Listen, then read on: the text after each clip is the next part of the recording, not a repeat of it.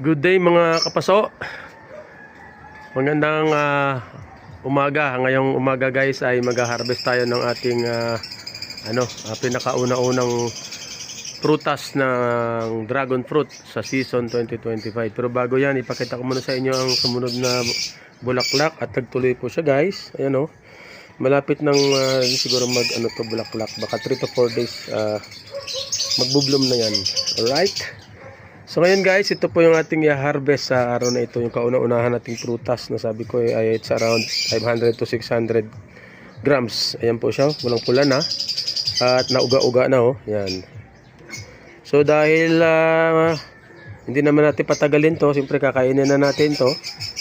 Eh ganito lang ang pag-harvest niyan guys. Ikutin mo lang pag ano no. Yan.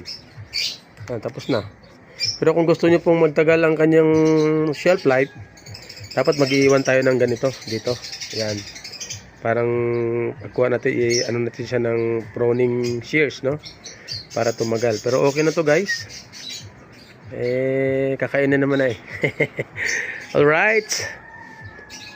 Mga kapaso, thanks for watching. Yoo-hoo! Bye-bye.